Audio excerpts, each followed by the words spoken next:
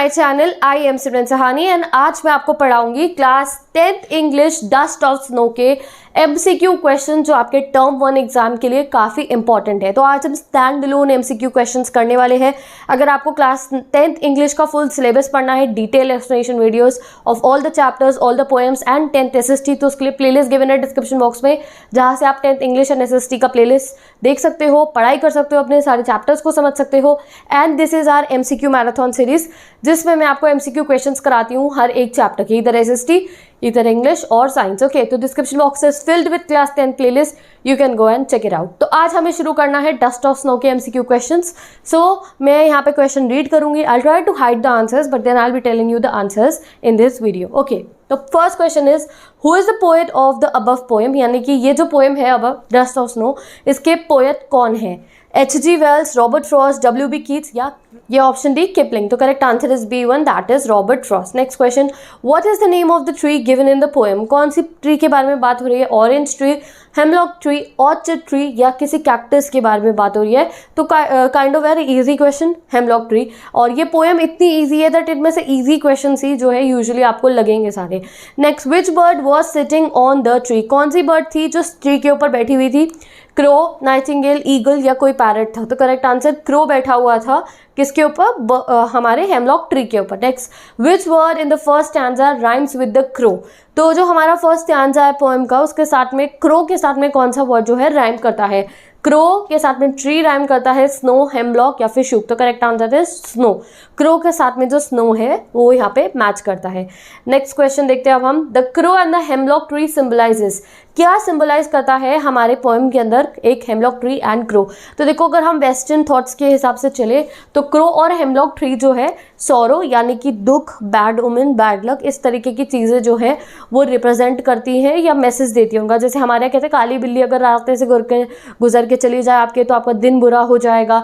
ऐसे ऐसे मिथ्स, जैसे हमारे इंडिया में भी कुछ बातें होती है ना कि काली जुबान है ये, इस टाइप की बातें, काली बिल्ली निकल के चली गई, शीशा टूट गया तो ऐसा हो गया, ये वो, इसी टाइप की बातों में से एक बात जो है वेस्टर्न थॉट्स की ऐसी है कि ये जो हेमलॉक ट्री एंड जो क्रो है ये सिंबलाइज क्या करते हैं? सॉरो करते हैं। Okay, next question, question number 6, what are the two negative creatures that Frost used as the carriers of positivity in this poem? तो you guys know that इस poem में हमें मैसेज ये मिला है that there is nothing negative in this world, okay, it's all our perceptions। even जो negative things जिनको हमने सोचा हुआ है, वो पोएट का जो एक ऐसा दिन था जो उन्हें बहुत बुरा लग रहा था, रिग्रेटफुल लग रहा था, उसको चेंज कर देती हैं वो दोनों नेगेटिव चीज़ें। तो इसलिए उन्होंने दो नेगेटिव चीज़ों को as a carrier of positivity दिखाया है। वो कौन सी दो नेगेटिव चीज़ें हैं? तो वी गाइस नो वो क्रो है और हेमलॉक ट्री है। हेमलॉक ट्री और क्रो दोनों को ही एक बैड ओमेन की तरह माना जाता है बाहर के देशों में।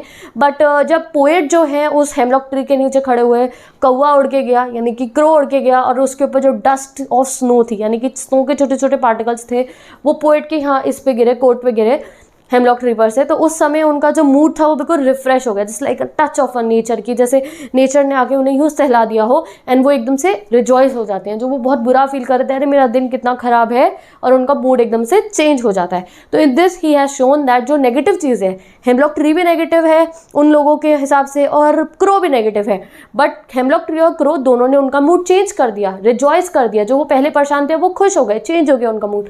सो दैट मीन्स वो as a carrier of positivity दिखा रही है किसको? हेमलॉक ट्री एंड क्रो को।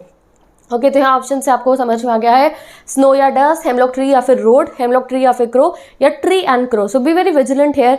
अगर आप एग्जाम में देखोगे अच्छा ट्री है, क्रो है, हाँ ट्री था, but no, it's not only tree, it's hemlock tree and crow. So be very careful while writing down your answers in your OMR sheets. तुम्हें C ऑप्शन टिक करोगे तो वो करेक्ट होगा, D करोगे तो गलत होगा, क्योंकि यहाँ पे बस ट्री लिखा है। Tree can be any tree, orange tree, apple tree, hemlock tree या फिर orchid tree, any tree can be there, but आपको C ऑप्शन पे ही करेक्ट करना है। Next 7th question, name the poetic device used the line and save some part of the day that had ruth. तो आप लोगों को अगर पोएटिक डिवाइसेस नहीं पता है कैसे उनको पहचानते हैं, तो आप जाके ये डस्ट ऑफ स्नो की पोएम की डिटेल एक्सप्लेनेशन वीडियो देख सकते हो। डिस्क्रिप्शन बॉक्स में सारी की सारी जो आपके टर्म 1 में जितनी पोएम्स, कितने चैप्टर्स आ रहे हैं, सबका मैंने डायरेक्ट लिंक पेस्ट कर दिया है। आप जाके पोएम पढ़ो, और पोएम के बीच में मैंने सारे आप लोगों को पोएटिक डिवाइसेस भी कवर करवाए हैं। तो एलिट्रेशन है ये हमारी of the poem. The poet's mood change from, कैसा उनका मूड हो जाता है, sad mood to excited mood हो जाता है, happy mood to angry mood, sad mood to happy mood या सैड मूड टू ऑफुल, और बुरा मन हो जाता है उनका। तो correct answer is C1, sad mood to happy. वो पहले सैड थे, रिग्रेट कर रहे थे, दिन खराब हो गया, पर जैसे ही वो बर्फ़ ऐसे उनके ऊपर गिरती है तो there was a touch of you can say that nature, और उनसे उनका मूड जो है रिफ्रेश हो जाता है। नेक्स्ट क्वेश्चन देखते हैं अब हम। डस्ट और स्नो मीन्स, डस्ट और स्नो का मतलब क्या होता है, big particles of dust, tiny particles of snow, snow that has become dirty, या फिर small drops of snowy dust. तो correct answer is tiny particles of snow को डस्ट ऑफ स्नो बोला गया है कि इतनी मतलब बिल्कुल ऐसी स्नो है, ऐसा लग रहा है डस्ट है, जैसे कभी आप डस्टिंग करते हो धूल जैसे उड़ती हुई नहीं रहती है, वो जो स्नो है वो बिल्कुल सॉलिड फॉर्म में नहीं है, वो इतनी पाउडरी फॉर्म में है that he is calling it as dust of snow.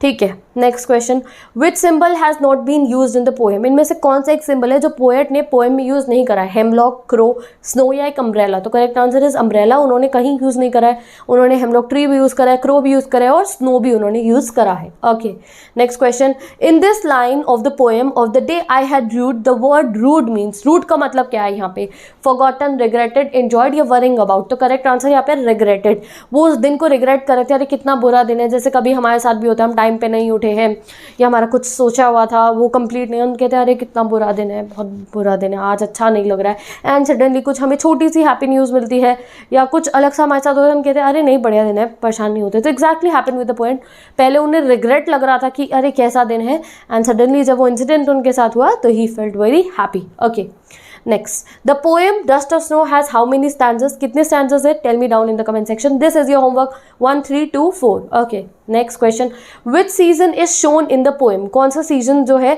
दिखाया जा रहा है, winter season, rainy season, autumn या समर। तो correct answer is winter, we guys no, बर्फ कब पड़ती है भाई, विंटर्स नहीं तो पड़ती है। Next question, what is the mood of the poet in the poem earlier, we are talking about earlier, यानी कि बर्फ गिरने से पहले उनके ऊपर उनका मूड कैसा था, हैप्पी था, एक्साइटेड था, ग्लूमी था या अनहैप्पी था।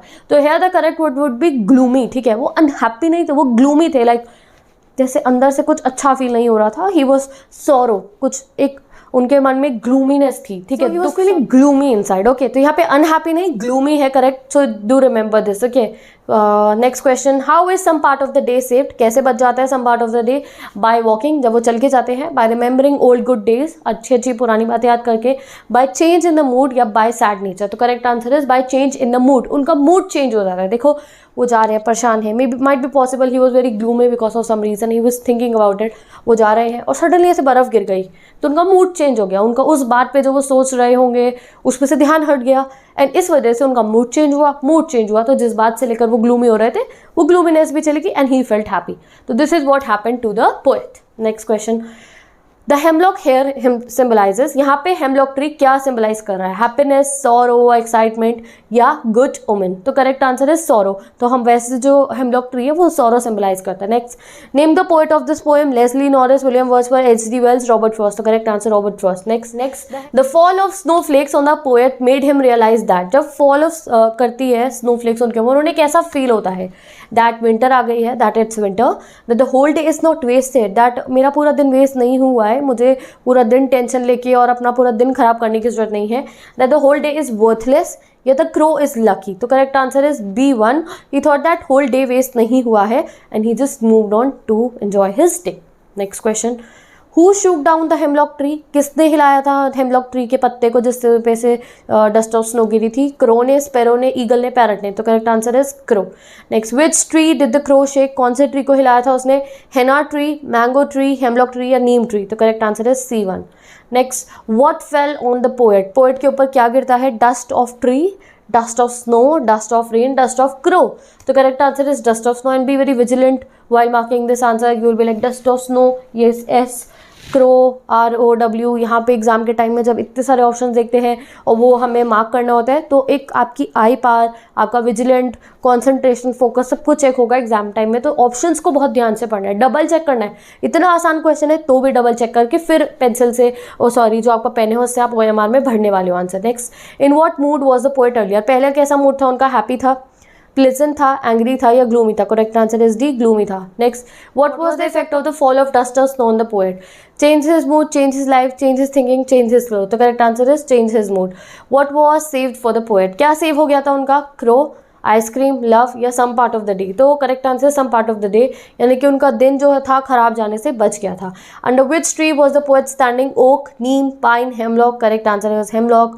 Next, what is the rhyme scheme of the poet? Fell on the poet? Hails, flowers, snow या डस्ट? तो करेक्ट आंसर यहाँ पे स्नो होगा, डस्ट मत करना. स्नो गिरी थी बट वो बहुत टाइनी थी, बहुत पाउडरी फॉर्म में थी, इसलिए डस्ट ऑफ स्नो बोला गया है. Next, question number 29, how was the poet's mood earlier? He was angry, he was sad, he was sorrow, he was excited. Different type से क्वेश्चन पूछे जाएंगे. तो correct answer is he was sad. ठीक है, वो सॉरी फील नहीं कर रहे थे, he was sad. Next, What happened when the dust of snow fell on the poet? क्या होता है? The poet became irritated, वो irritate होते हैं. The poet's mood changed, the poet's coat got dirty, या फिर the poets moved away from the tree, वो हट जाते हैं ट्री के पास से. तो करेक्ट आंसर है उनका मूड चेंज हो जाता है.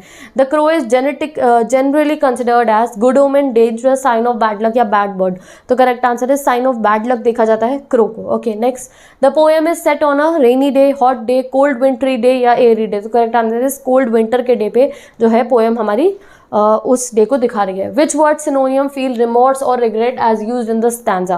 कौन सा वर्ड जो है रिमोर्स और रिग्रेट से मिलता जुलता है, सिनोनियम है उसका?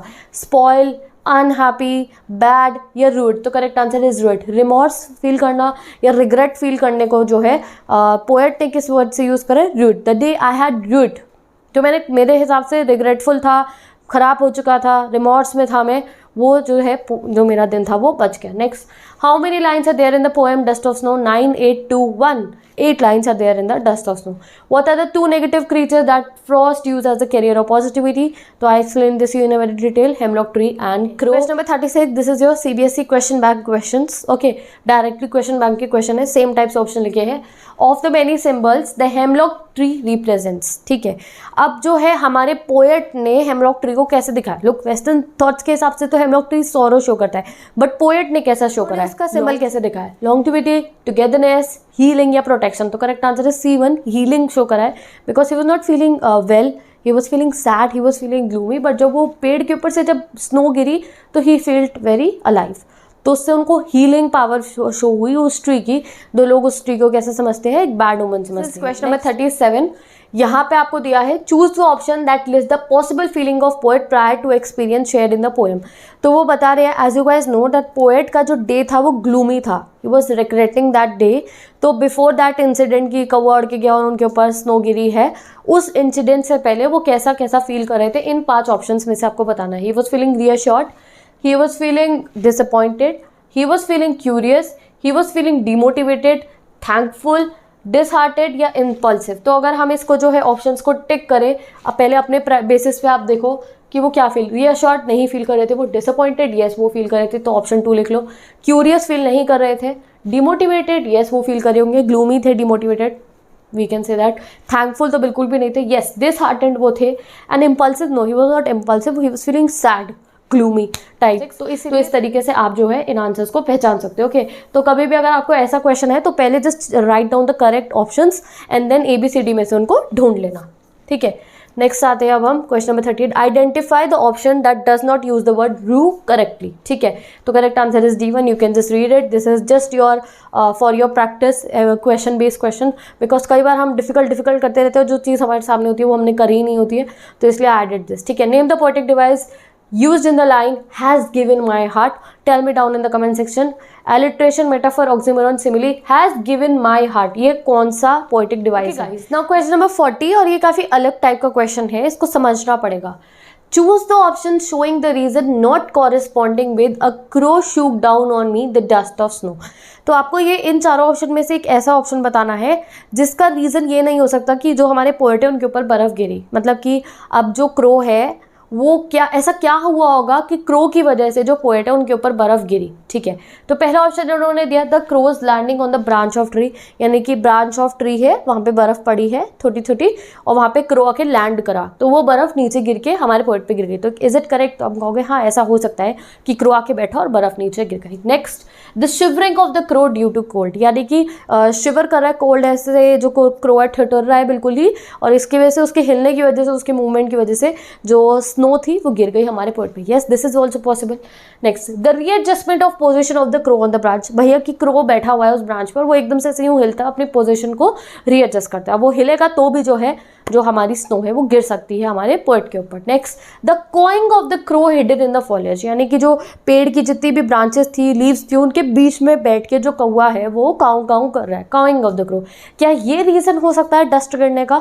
तो correct answer is no, D1 reason नहीं है। अब बैठ के काऊ काऊ कर रहा है, हिल नहीं रहा है, बस काऊ काऊ कर रहा है, तो काऊ काऊ करने से तो बर्फ नहीं गिरेगी ना, जब वो हिला होगा, उड़ के आके बैठा होगा या पोजीशन रीएडजस्ट करी होगी तभी बर्फ गिरी थी। So you can see that कितना ट्रिकी क्वेश्चन ये हमारे क्वेश्चन बैंक में आया है।